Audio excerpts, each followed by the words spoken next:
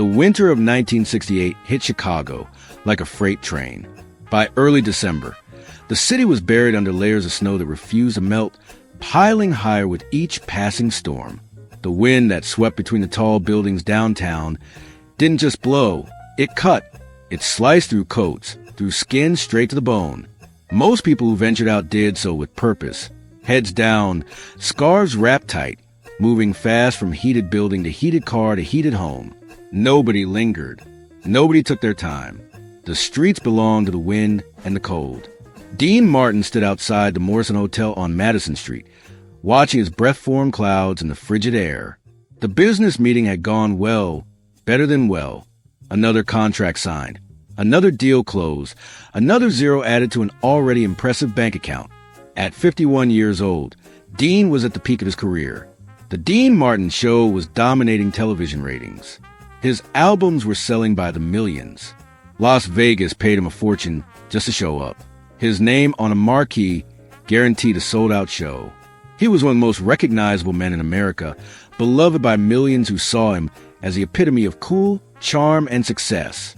But standing there in the Chicago cold, waiting for his driver to bring the car around, Dean felt something he'd become intimately familiar with over the past few years. Emptiness. Not the kind that comes from hunger or lack of sleep, but a deeper emptiness, the kind that success and fame and money couldn't fill. His second marriage to Jean had ended in divorce earlier that year. His kids were grown, living their own lives. His days were full of people, crowds, applause, but his nights were increasingly quiet. The hotel suite waiting for him upstairs was luxurious and completely impersonal, just like the last 50 hotel suites he'd stayed in. He checked his watch. The driver was running late, probably caught in traffic or struggling with the icy roads. Dean made a decision. The park was only 2 blocks away, and despite the cold, despite the late hour, despite every reasonable instinct telling him to wait inside where it was warm, he decided to walk. Maybe the cold would wake him up, shake off this melancholy that had been settling over him like snow accumulating on a rooftop. Maybe moving through the frozen streets would remind him he was alive, that he could still feel something, even if it was just a sting of winter wind on his face. Grant Park at night in December was beautiful in a harsh, unforgiving way. The bare trees were decorated with lights of the season, twinkling against the dark sky, like stars brought down to earth. The snow covering the ground and benches and pathways was pristine, undisturbed by footprints. Dean walked slowly, his expensive Italian shoes crunching through the snow, his breath coming in visible puffs. The city sounds were muffled by the snow, creating an eerie quiet that made him feel like the only person left in the world. That's when he heard it. A small voice, barely audible over the wind. "Sir, please." Dean stopped. For a moment, he thought he'd imagined it, the wind playing tricks, his mind conjuring ghosts. But then he heard it again, stronger this time, more desperate. "Sir, please help." He turned around and saw them. A little boy, maybe 7 years old, standing beside a snow-covered bench about 20 feet behind him. The child was wearing a coat, but it was thin, completely inadequate for this weather, the kind of jacket you wear in autumn when there's just a hint of chill in the air. His pants were too short, exposing his ankles to the cold. His shoes looked like they had holes in them, the snow soaking through. His face was red from the cold, his lips had a bluish tint, and his hands were shaking violently as he clutched something wrapped in a threadbare blanket. Dean walked toward him quickly, his heart rate picking up. As he got closer, he realized what the boy was holding. A baby, a tiny baby, maybe 6 months old, wrapped in that pathetic blanket, completely still, frighteningly silent. "My baby sister is freezing," the boy said, and Dean could hear him fighting to keep his voice steady, trying to be brave, trying not to cry. "I don't know what to do. I've been trying to keep her warm, but she won't wake up. She won't make any sounds. Sir, please, I think something's wrong." Dean knelt in the snow, ignoring the cold and what's seeping through his expensive pants. He looked at the baby and felt his stomach drop. Her skin was pale, almost gray. Her breathing was shallow, barely visible. Her tiny hands were ice cold. This wasn't just a cold baby. This was a baby in serious danger. This was a baby who might not survive the night, if something didn't happen right now. "What's your name?" Dean asked the boy gently, keeping his voice calm even though his mind was racing. "Michael," the boy whispered. "Michael Thompson. This is my sister, Sarah." "Where are your parents, Michael?"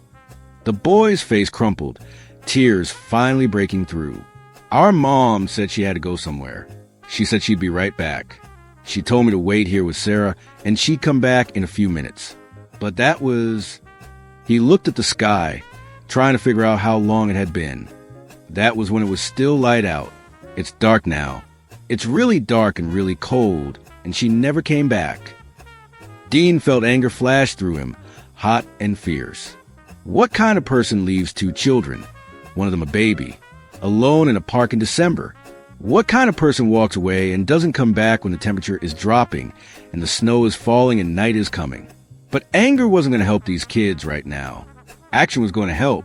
Dean stood up and immediately started removing his coat. It was a beautiful coat, thick wool, custom tailored, worth more than most people made in a month. He didn't hesitate. He wrapped it around both children, Michael standing and Sarah in his arms, cocooning them in the warmth that still held from his body. "Michael, my name is Dean. I'm going to help you and Sarah. Okay? But I need you to trust me. Can you do that?" The boy looked up at him with wide, frightened eyes. He'd probably been taught never go anywhere with strangers. Never trust people you don't know. But he looked at his sister, so still and quiet in his arms, and then back at Dean. He nodded. "Good boy," Dean said. He carefully took Sarah from Michael's arms. The baby was alarmingly light, alarmingly cold. "Can you walk, Michael? Are your feet okay?" "They hurt," Michael admitted. "They're really cold and they hurt." "I know, buddy. Just hold on to my arm and walk with me. My car is close. We're going to get you both warm. And we're going to get Sarah to a doctor. You're safe now. I promise I'm not going to leave you here. Do you believe me?" Michael grabbed onto Dean's arm with both hands. "I believe you." They made their way out of the park slowly, Dean carrying the baby and supporting Michael, who was limping badly now that the adrenaline was wearing off and the cold was setting in. Dean's driver, Tony, was just pulling up when they reached the street. His eyes went wide when he saw Dean carrying a baby and helping a small boy, both of them wrapped in Dean's coat, while Dean himself stood there in just a suit jacket, shivering. "Tony, change of plans," Dean said quickly. "We're not going back to the hotel. We're going to my apartment. Fast as you can, but drive careful. And turn the heat up as high as it'll go." Tony didn't ask questions. He'd worked for Dean long enough to know that when Dean used that tone, you just did what he said. He jumped out, opened the back door, and helped get the children settled. Dean climbed in beside them, keeping Sarah wrapped against his chest, using his body heat to warm her. Michael pressed against his other side, still shaking, still holding on to Dean's arm like a lifeline. During the 15-minute drive to Dean's apartment in the Gold Coast neighborhood, Dean talked quietly to Michael, keeping him calm, keeping him awake. He learned that Michael was 8, not 7. He learned that their mother's name was Linda Thompson. He learned that they'd been living in a shelter, but their mother had been acting strange for the past few weeks. He learned that Michael had been trying to take care of Sarah, feeding her, changing her, keeping her quiet so they wouldn't get kicked out of the shelter. He learned that earlier today, their mother had taken him to the park and told Michael to wait there with his sister while she went to take care of something. That had been at 3 in the afternoon. It was now almost 9 at night. 6 hours. These children had been abandoned in a Chicago park in December for 6 hours. Dean held Sarah closer, feeling rage building in his chest alongside something else, something protective and fierce. These weren't just any children anymore. In the space of 20 minutes, they'd become his responsibility. He didn't question it. He didn't hesitate. He just knew. Dean's apartment was everything you'd expect from a successful entertainer. Expensive furniture, modern kitchen, floor-to-ceiling windows overlooking the city, tasteful art on the walls. It was immaculate because Dean was rarely there, and when he was usually alone. The apartment was more of a showcase than a home, a place to impress business associates and conduct meetings when he was in town. It was quiet, perfectly organized, and utterly sterile. All of that changed the moment Dean carried the children through the door. He went straight to the thermostat and cranked the heat up as high as it would go. Then he grabbed every blanket he could find from the linen closet and started spreading them on the couch. He laid Sarah down gently and began the careful process of warming her. He'd remembered this from when his own kids were young, something a doctor had told him once. You couldn't warm someone with hypothermia too quickly. Rapid warming could cause cardiac arrest. You had to do it slowly, carefully, bringing their body temperature up gradually. He rubbed Sarah's tiny hands and feet gently, talking to her softly, urging her to wake up to respond. Michael stood nearby, watching anxiously, his own body still shaking from the cold. "Tony," Dean called his driver, who'd followed him in, "call my doctor. I don't care what he's doing. I don't care if he's asleep. Tell him I need him here now. Tell him it's an emergency. Tell him there's a baby with hypothermia." While Tony made the call, Dean turned his attention to Michael. "Okay, buddy, your turn. Let's get you warmed up too. Can you take off your shoes?" Michael tried, but his hands were shaking too badly. Dean knelt down and carefully removed the boy's shoes and socks. Michael's feet were red and swollen, showing signs of frostbite. Dean filled a basin with lukewarm water, not hot, and helped Michael soak his feet. The boy winced at first, the warming process painful, but he didn't complain. "You're very brave, Michael," Dean said quietly. "You saved your sister's life tonight. You know that, right? If you hadn't called out to me, if you hadn't been there taking care of her, she wouldn't have made it. You're a hero." Michael's eyes filled with tears. "I was so scared. I kept thinking Mom would come back. I kept thinking she'd come around the corner any minute and everything would be okay. But she didn't come back. It got colder and darker, and Sarah stopped crying, and I didn't know what to do. I didn't know who to ask for help. Mom always said not to talk to strangers. But then I saw you walking by, and I thought maybe you'd help us." "I'm glad you asked," Dean said, his throat tight. "I'm really glad you were brave enough to ask." Dr. Robertson arrived within 30 minutes, carrying his medical bag and looking concerned. He examined Sarah first, taking her temperature, checking her vital signs, listening to her heart and lungs. Dean watched anxiously, still rubbing the baby's hands, still talking to her softly. After what felt like an eternity, Dr. Chin looked up. "She has moderate hypothermia. Her core temperature is dangerously low, but you did exactly the right thing by warming her gradually. Her heart rate is weak, but steady. She's going to need to go to the hospital for monitoring and for fluids. But I think she's going to be okay. Another hour out in that cold, though." He didn't finish the sentence. He didn't have to. Dr. Chin examined Michael next, treating his feet for early-stage frostbite, checking him for other injuries. "This young man is remarkably resilient," he said. "Cold exposure, exhaustion, and what looks like mild malnutrition, but nothing that won't heal. He needs rest, warm food, and a lot of care." While the doctor made arrangements for an ambulance to transport Sarah to Children's Memorial Hospital, Dean called the police. He explained the situation to the dispatcher, gave them all the information Michael had provided about their mother, and arranged for officers to meet them at the hospital. The next few hours were a blur of activity. The ambulance arrived and paramedics took over Sarah's care, stabilizing her for transport. Dean insisted on riding with them, and Michael refused to let go of Dean's hand. So they all went together. At the hospital, police officers took Michael's statement while doctors worked on Sarah. Child Welfare Services was contacted. Investigators began searching for Linda Thompson. Dean sat with Michael in a hospital waiting room, the boy now wearing scrubs that a kind nurse had found, his regular clothes being dried. Sarah was in the pediatric ICU, her condition stabilizing. Michael kept looking at the door, waiting for his mother to walk through it.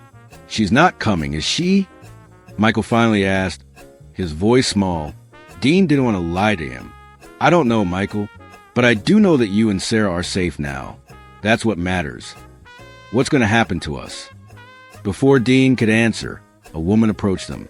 She introduced herself as Patricia Morrison from the Illinois Department of Children and Family Services. She was kind but official, explaining that they would need to place the children in emergency foster care.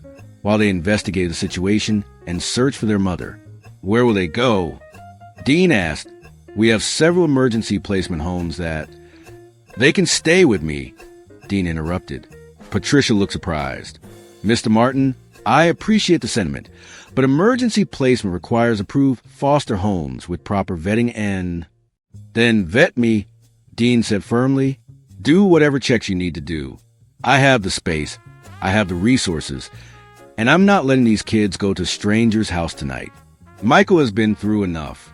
He needs stability, not to be shuffled around to different places. Sarah needs careful monitoring. I can provide that. I can hire nurses, doctors, whatever they need. Mr. Martin, the process doesn't work that quickly. Then make it work quickly, Dean said, his voice calm but leaving no room for argument. I'm not asking to adopt them. I'm offering a safe place for them to stay while you figure things out. You can do home visits. You can check my background. You can put whatever conditions you want on it. But those kids are not going somewhere else tonight. They're staying with me.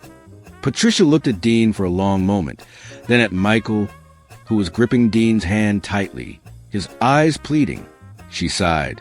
Let me make some calls. It took until 3 a.m, but Patricia managed to get emergency approval for Dean to provide temporary shelter for children.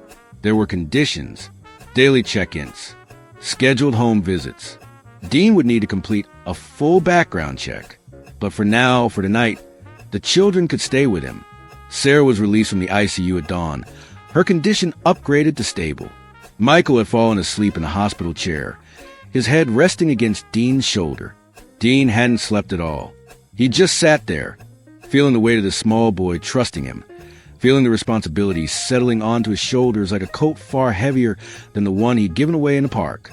When Dean carried Michael back to his apartment, with Sarah bundled in his arms being carried by a nurse who would stay for the next few days, the sun was just starting to rise over Lake Michigan. The apartment that had been so quiet, so empty, so sterile just 12 hours ago suddenly felt different. It felt needed. It felt purposeful. Dean laid Michael on the guest bed and covered him with warm blankets. The boy didn't wake up. The nurse set up Sarah's temporary crib in Dean's bedroom, so he could hear her if she woke during the day. Dean stood there watching both children sleep, and something shifted inside him.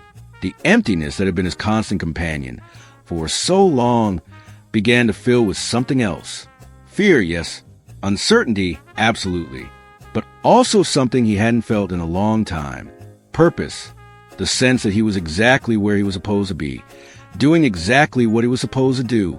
He thought about the meeting yesterday, the contract he'd signed, the money he'd made. None of it seemed important now. What seemed important was a little boy sleeping in his guest room who'd been brave enough to ask for help. What seemed important was the baby girl fighting to stay alive in his bedroom. What seemed important was making sure they knew they were safe, that someone cared, that they weren't alone anymore. Dean finally allowed himself to sleep for a few hours, but he was awakened around noon by the sound of crying. Sarah was awake, and she was hungry. Dean got up, still wearing yesterday's clothes minus the coat he'd given away, and went to her. The nurse showed him how to prepare a formula, how to hold her, how to burp her. It had been years since Dean had fed a baby, but it came back to him surprisingly quickly. Michael woke up around 1 p.m, disoriented at first, then remembering where he was. Dean made him breakfast, actual breakfast food, even though it was past lunchtime, because that's what the boy needed. Pancakes, bacon, eggs, orange juice. Michael ate like he hadn't seen food in days. Dean later found out he hadn't eaten properly in over a week. Over the next few days, a routine began to emerge. The nurse stayed for the first 72 hours, monitoring Sarah's recovery, teaching Dean the basics of infant care. Michael stayed close to Dean constantly, following him from room to room, afraid to let him out of sight. Dean canceled his upcoming shows, put his TV commitments on hold, and told his agent he was taking a leave of absence. People thought he was crazy. Why would Dean Martin, at the height of his fame, cancel lucrative engagements to babysit 2 kids who weren't even his? Dean didn't try to explain. How could he make him understand that nothing he was doing on stage or on television mattered as much as making sure Michael felt safe? How could he explain that hearing Sarah laugh for the first time was worth more than any standing ovation he'd ever received? The police found Linda Thompson 5 days later. She'd relapsed into heroin addiction and had been arrested for possession. During questioning, she admitted that she left the children in the park intentionally, hoping someone would find them and give them a better life than she could provide. She was facing criminal charges for child abandonment and endangerment. Patricia Morrison visited Dean's apartment regularly. At first, her visits were official, checking that the children were being properly cared for, ensuring Dean was following all the regulations. But over time, her tone changed. She started to see what Dean was doing, how he'd transformed his life completely for these children. Dean's apartment, once pristine and empty, was now filled with evidence of children living there. Toys scattered across the living room, a high chair in the kitchen, children's books stacked on the coffee table, baby bottles drying on the counter. The expensive art on the walls was moved higher to keep it away from curious toddler hands once Sarah started pulling herself up. The quiet had been replaced by baby babbles, children's laughter, and the sound of small feet running across hardwood floors. Dean hired a nanny to help during the days when he had work obligations he couldn't cancel, but he made it clear that he wanted to be the primary caregiver. He wanted to be the one feeding Sarah her bottles. He wanted to be the one reading bedtime stories to Michael. He wanted to be the one they called for when they woke up from nightmares. Because Michael had nightmares. Terrible ones. Dreams about being cold, about being alone, about his mother never coming back. Dreams about Sarah dying in his arms. Dean would hear him cry in the night and would go to him, sitting on the edge of his bed, holding his hand, talking quietly until the boy calmed down. "You're safe now," Dean would say every time. "I'm here. I'm not going anywhere. You're safe." The news media eventually caught wind of the story. Dean Martin, legendary entertainer, had taken in 2 abandoned children. The press wanted interviews, wanted the heartwarming story, wanted the publicity. Dean refused every request. This wasn't about his image. This wasn't a publicity stunt. These were real children with real trauma, and they didn't need to be paraded in front of cameras. Dean's friends from the entertainment world had mixed reactions. Some were supportive. Frank Sinatra called him and said, "Dean, you're doing a good thing, a really good thing." Others thought he was throwing away his career. Others suggested he was having some kind of breakdown.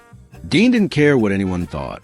For the first time in years, he wasn't making decisions based on his career or his image or what other people expected. He was making decisions based on what was right. The legal process moved slowly. Linda Thompson's parental rights were in question. She was in jail, facing serious charges, and even after her release, she would need extensive rehabilitation. The state had to determine what was in the best interest of the children. Dean worked with the best family law attorneys in Illinois. He underwent the full foster parent certification process. He completed background checks, home studies, parenting classes. He did everything required and more. During a court hearing 6 months after that night in the park, Linda Thompson appeared, clean for the first time in years, facing the judge who would decide her children's fate. Dean attended the hearing, sitting in the back of the courtroom. Linda saw him and walked over during a break. "You're Dean Martin," she said quietly. "I am. You're the one who found my babies, who took them home." "Yes." Linda's eyes filled with tears. "Thank you. Thank you for saving them. Thank you for giving them what I couldn't." She paused, gathering courage. "I'm going to sign the papers. I'm going to voluntarily terminate my parental rights. Not because I don't love them, because I do love them, but because they deserve better than what I can give them. They deserve stability and safety, and someone who won't leave them in a park when things get hard. They deserve you." Dean didn't know what to say. He just nodded. Linda looked at him with red-rimmed eyes. "Take care of them. Please. Love them. Give them the life I couldn't." "I will," Dean promised. "I am." 3 months later, after more court hearings, more evaluations, more paperwork than Dean thought possible, the adoption was finalized. Michael Thompson and Sarah Thompson became Michael Martin and Sarah Martin. Dean stood in the courtroom holding Sarah, now a year old and healthy and happy, with Michael standing beside him holding his hand. When the judge brought down the gavel and declared the adoption final, Michael looked up at Dean with tears streaming down his face. "Does this mean you're really our dad? Forever?" "Yeah, buddy," Dean said, his own voice breaking. Forever. The newspapers ran the story. Dean Martin adopts abandoned children. The narrative was framed as a feel-good celebrity story. But for Dean, it wasn't about headlines. It was about the small boy who now called him Dad. It was about the little girl who reached for him when she was scared. It was about coming home after work and having someone run to the door excited to see him. It was about being needed, being loved, being essential to someone's life in a way that fame had never made him feel. Dean's career continued, but it looked different now. He took fewer engagements, only the ones that didn't require extended travel. He turned down movies that would take him away from home for months. He restructured his life around being a father.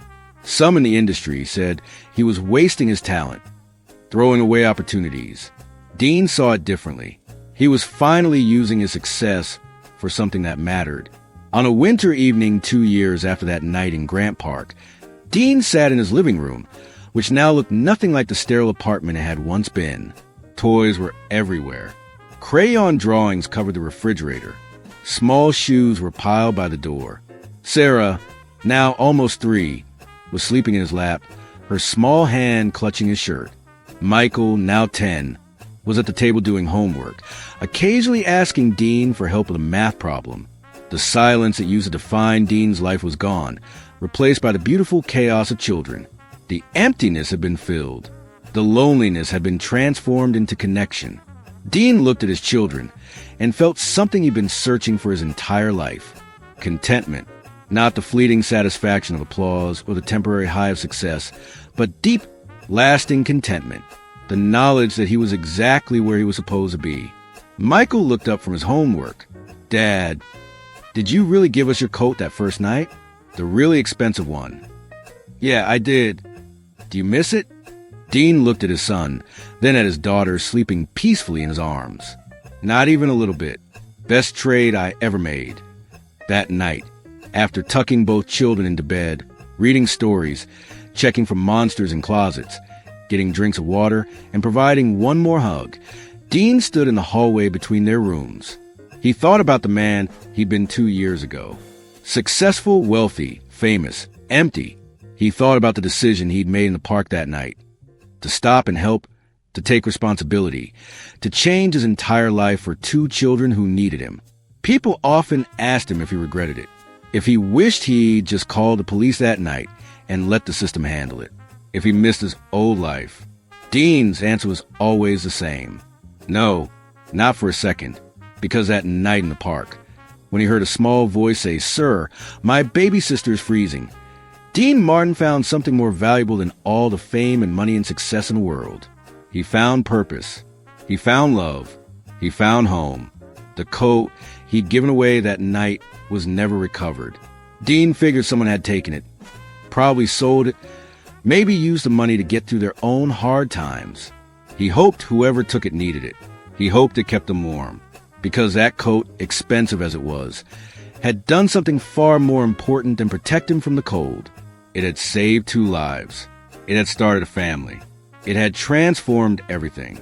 And on winter nights, when the snow fell outside his windows and the wind howled between the buildings, Dean would check on his sleeping children, pull their blankets up a little higher, and remember the cold, remember the fear, remember the moment he decided to stop and help instead of walking away. Remember choosing compassion over convenience. Remember that sometimes the most important decisions you make are the ones that cost you something. In the end, Dean Martin's legacy wasn't just the songs he sang, or the shows he performed, or the laughs he got. His legacy was 2 children who grew up knowing they were loved, knowing they were chosen, knowing that on the coldest night of their lives, a stranger became their father. That's the story worth telling. That's the performance worth remembering. Because on December 12, 1968, a famous entertainer gave away his expensive coat to 2 freezing children and discovered that the warmth of family was worth more than anything money could buy. And that single act of compassion changed 3 lives forever.